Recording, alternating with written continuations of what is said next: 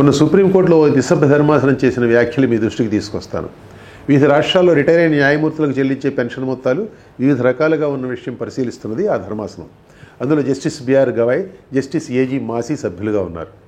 ధర్మాసనం ముందు కేంద్ర ప్రభుత్వం తరపున హాజరైన అటార్నీ జనరల్ వెంకటరమణి పెన్షన్ చెల్లింపుల బడ్జెట్ భారం పెరిగిపోతున్నదని, న్యాయమూర్తుల జీతాలు పెన్షన్లు హెచ్చించే విషయంలో ఆర్థిక పరిమితులు దృష్టిలో ఉంచుకోవాలని అన్నారు.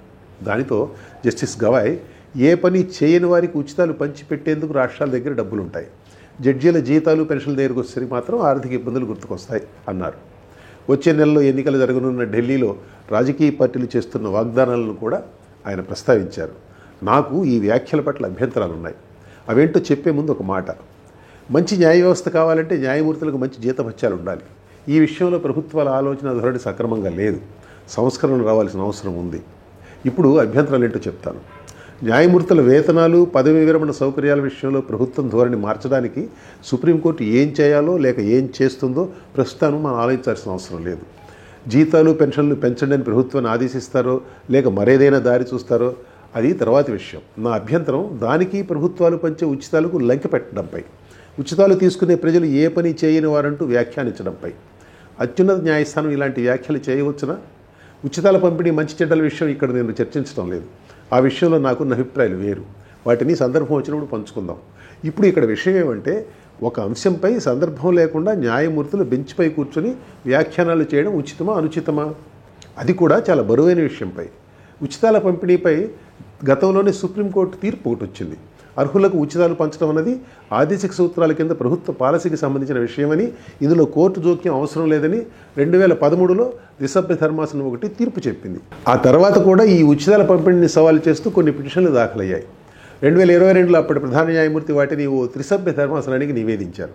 వాటిపై బెంచ్ ఇంకా విచారణ జరపాల్సి ఉంది. ఇప్పుడు చెప్పండి, ఇలాంటి విషయంలో వేరే బెంచ్ న్యాయమూర్తులు వ్యాఖ్యానం చేయడం సబబేనా?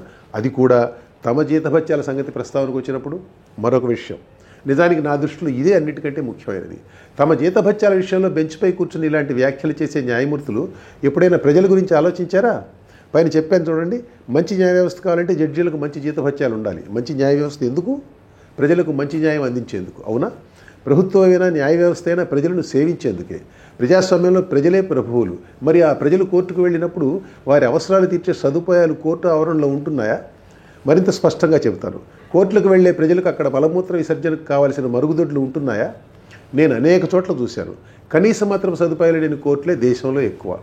ఆ సదుపాయాలు కల్పించాలని ప్రభుత్వాలు అనుకోవు. మరి ప్రభుత్వానికి సుప్రీంకోర్టు ఎందుకు చెప్పదు? మౌలిక సదుపాయాల కల్పన గురించి సుప్రీంకోర్టు ప్రభుత్వానికి గుర్తు చేసిన సందర్భాలు అసలు లేవని నేను అనడం లేదు. ఆ సందర్భాల్లో కూడా కోర్టుకు వచ్చే కక్షిదారులు అంటే ప్రజలు వారి అవసరాలను తీర్చడం అన్నది నొక్కి పలకడం లేదు. మన దేశంలో కోర్టుల పనితీరు గురించి అందరికీ తెలుసు. కోర్టుకు వెళ్లేవాళ్ళు అక్కడ రోజంతా పడికాపులు గాయాల్సిందే. ఎప్పుడు పేరు పిలుస్తారా అని ఎదురు చూస్తూ కోర్టు బయట ఉంచోవలసిందే. అలాంటప్పుడు ఒకటికో రెండుకో వెళ్లాల్సి వస్తే అక్కడ మరుగుదొడ్డి లేకపోతే ఏమిటి పరిస్థితి? మగవారైతే ఏ మూలకు వెళ్ళి లఘుశంగా తీర్చుకోగలరు. అదే మహిళలైతే ఏమిటి వారి పరిస్థితి? మూత్ర విసర్జన చేయటం కుదరక బిగబట్టుకుని కోర్టు బయట గంటలు గంటలు నుంచోక తప్పని మహిళ గురించి ఎప్పుడైనా ఆలోచించారా జడ్జి గారు? అలాంటి పరిస్థితుల్లో మహిళలు పడే బాధ, ఆ హింస ఎలాంటిదో అర్థం చేసుకోవడం అంత కష్టమేమీ కాదే. మరి ఎందుకు దానిపై దృష్టి సారించడం లేదు? అలాంటి అభాగ్య మహిళల గురించి, ప్రభుత్వాల నిర్లక్ష్యం గురించి బెంచ్పై నుంచి మాట్లాడండి ఒకసారి దయచేసి. మీ జీతభత్యాల గురించి మాట్లాడవద్దని నేను అనడం లేదు. కోర్టుల ఆవరణలో మరుగుదొడ్ల సమస్య ఎంత సీరియస్ సమస్య గుర్తించమంటున్నాను.